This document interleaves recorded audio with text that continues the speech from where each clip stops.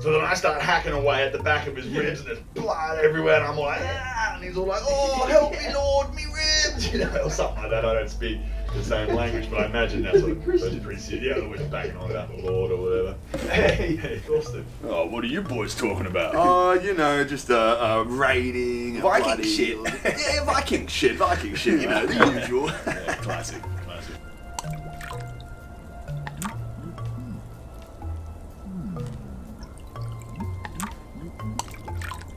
Mate, what are you doing? Hey? What are you bloody putting that in there for? Oh, That's I'm gross. just having a drink. That's the riders and the boys. What are you putting the horn in there for? This? Yeah, no, that's my drinking horn. Drinking horn? Yeah, it's a horn that I drink out of. Why don't you just use a cup? Yeah, just use a cup. I don't mind a cup from time to time, but I mean, it's just cooler drinking from a horn, isn't it? How cool? Yeah, it's cool. It's just cool. Yeah. Watch this. Ready?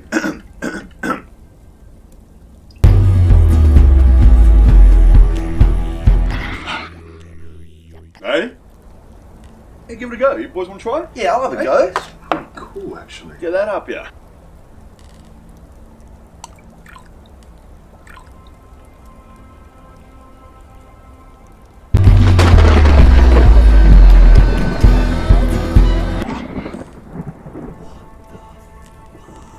Nice.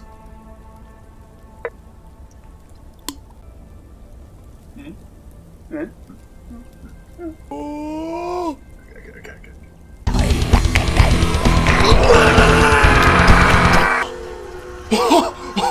Oh yeah, that's pretty cool. That is cool, man. What I tell you? Let's go! And so, my friends, that is how the Viking popularized the drinking horn. Except that drinking horns were already very popular and used by a bunch of different people throughout history long before the Vikings even came along. From ancient Greeks to Romans to modern day Georgians, hell, even Christians drank from horns and still do to this very day. Perhaps ceremoniously or just because they could. So did Vikings actually drink from horns? Well, yeah.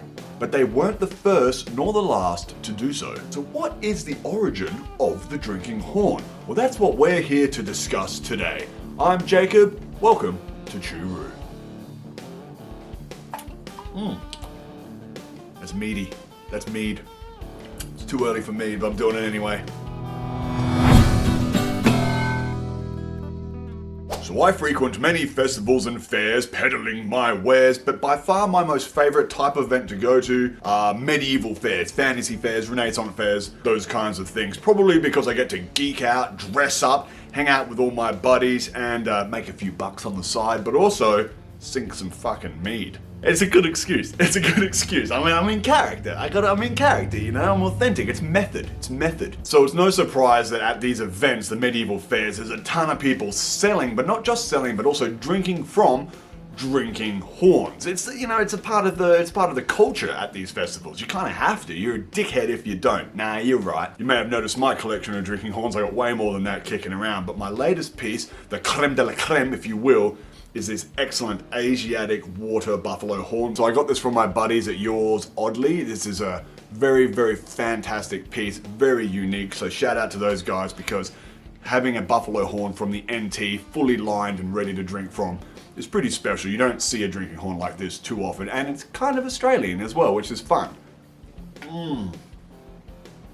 Gorgeous horn. So it never really occurred to me, like, what is the history, the origin, or the cultural significance of drinking horns until recently. Cultural significance is a funny thing to say because it really depends on what culture you're referring to. Different cultures throughout history came up with their own reasons to drink from a horn. Some of the earliest archaeological drinking horns we have come from the Thracians and Scythians. We're talking about 700 BC, right? So like well over 1,000 years before the Viking Age even kicked off. It's also important to note that these horns were also constructed from precious metals a lot of the time for the elite to use ceremoniously. Archaeologists dug up a metal Scythian horn called a rita. You're gonna have to excuse my pronunciation on a lot of these things, so I've only just read it, I don't know how to pronounce it, so pardon my ignorance. But the horn that the archaeologists exhumed, if you will, is carbon dated to 5th century BC. So that's like 2,500 years old.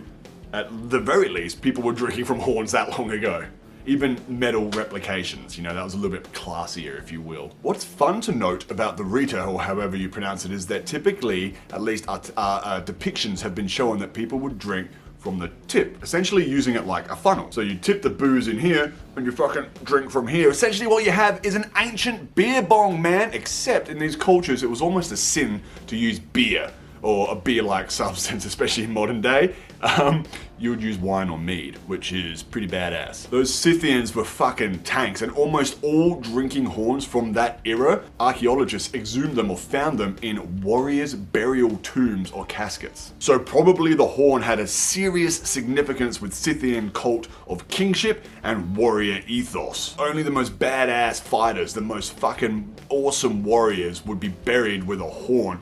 And it's also believed that in that culture that the horn would tie you to the gods. So you would use it in honor of the gods. So it makes sense that the elite, the ruling class, and notable warriors would be buried with or use horns in ceremonies and things to that extent. But there's other sort of momentous occasions, I suppose, where Scythians would use a drinking horn, including, say, wedding ceremonies, for example. Again, because you want the approval of the gods, you'd use a godlike implement to bless your ceremony. Brothers in battle making blood bonds would celebrate their new union via a drinking horn. So basically in Scythian culture, you'd only use a drinking horn when shit was going down. Post-Scythian or during, you've got Romans and Greeks, they reference drinking horns quite a lot. Romans would often adopt, in a way, often satirically almost, would adopt other people's cultures and art styles.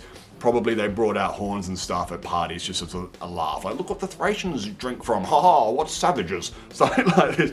We found drinking horns in archaeologists' sites in Rome and Greece and stuff like that. So we know that the Romans and the Greeks also drank from horns. Beowulf, an ancient text that you've all probably heard of because of its historical significance, describes the serving of mead in carved horns. So mead and horns are referenced again, pre-Viking. But really it was the Vikings for some reason that brought the drinking horn to the forefront, to its known glory, if you will. Norse culture is riddled with references to the drinking horn. The gods were said to drink from horns. There's mention of drinking horns in the sagas, in artwork from other cultures commenting on Vikings.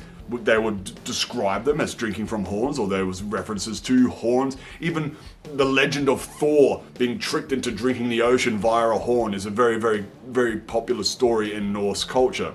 Here is a pretty modern book, but it describes and has translations from the Norse sagas in there. And even on the back of this book, again, of course, this is modern artwork, but you can see there's a drinking horn smack bang in the middle of it. Because when we think of Vikings, we think of drinking horns. This book is riddled. Absolutely riddled, and these are direct translations of Viking sagas with references to drinking horns. There's artwork, there's burials, we have archaeological evidence, we have so much proof that yes, 100% Vikings definitely drank from horns. Drinking horns were very, very popular in Viking and Norse culture. They didn't invent it, they weren't the last to drink from it, but it was certainly played an important part in their culture. But like most things, nothing lasts forever, and the Viking Age is said, scholars believe, to have ended 1066 with the death of the King of Norway, and by this stage, most of Scandinavia had been conquered or converted to Christianity anyway, so away went Viking culture, Viking raids. The Vikings were no more, but the drinking horn survived. Again, it wasn't just a Viking thing, so of course it survived because there's heaps of other fucking cultures that were drinking from horns. But anyway, the Vikings disappeared, but their legend did not. The Bayeux Tapestry is one of the most significant historical artifacts from the medieval period that we have, depicting so many things of the time, which was made at the time and somehow survived today. In one of the scenes of this tapestry, it depicts a feast, and wouldn't you bloody know it? What's that? What the fuck is that? That's a drinking horn. In fact, I think there's 3 references to drinking horns in this tapestry, which was pretty much woven at the end of the Viking period, so it's no surprise that the horns were there. But these were Christians. Christians were drinking from horns. Even though they knew Vikings were drinking from it, they didn't give a shit because how fucking sick is a drinking horn? So saith the Christians. Also, I just want to point out again that probably wine and mead were drank from horns. And look at this little picture here. He's drinking from the tip of it. It's like a beer bong. Look at the ancient medieval people. They're drinking wine and mead, probably sitting around 12%. Who knows?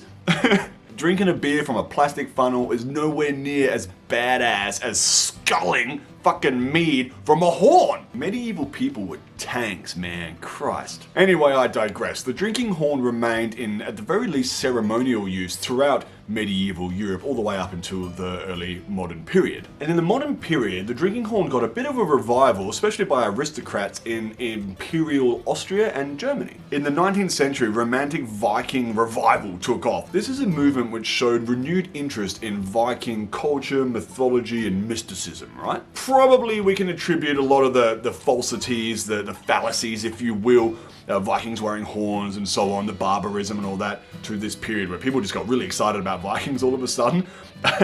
And that led to a lot of fictional works being created, and it's what perpetrated the myth of what we see in TV in Vikings. We know today Vikings didn't wear horned helmets. We know that Vikings weren't as barbarous, and etc., etc.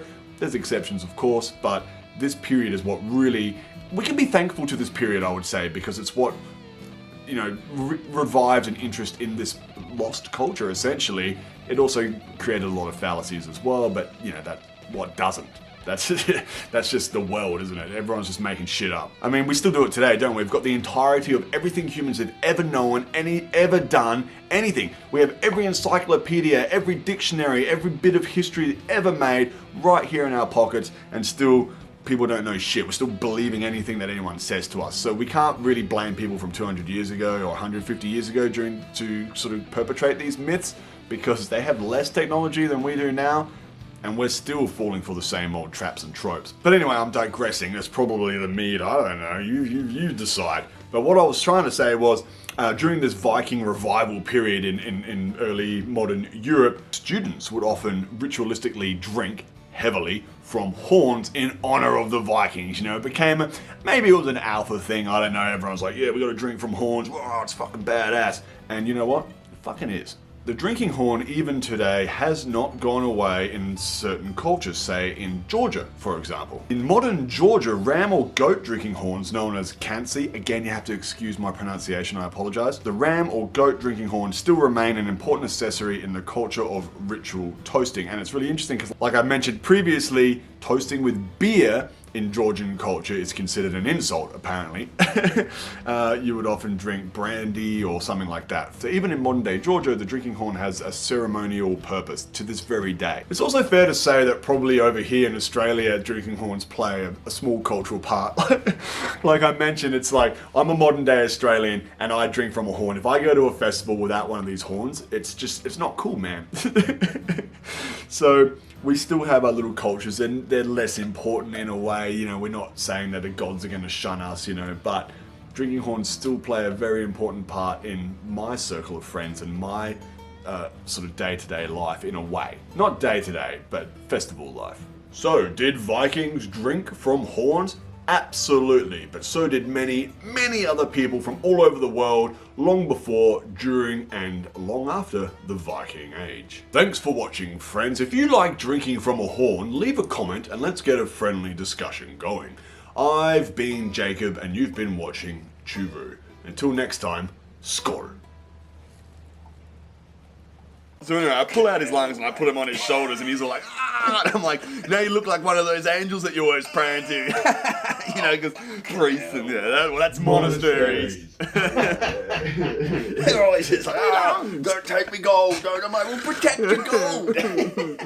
I'm loving this. What are you going to do? I mean, you're not going to not take it. You're not going to not take it. You know what I mean? A similar thing happened to me in Northumbria, right? So I'm now mucking around. I was coming in on a long ship, right? And they're like, dragons, dragons. It's fucking wood. I just carved it into the fucking front of the boat, and these fucking priests are like, oh, it's a sign from the gods. It's too easy.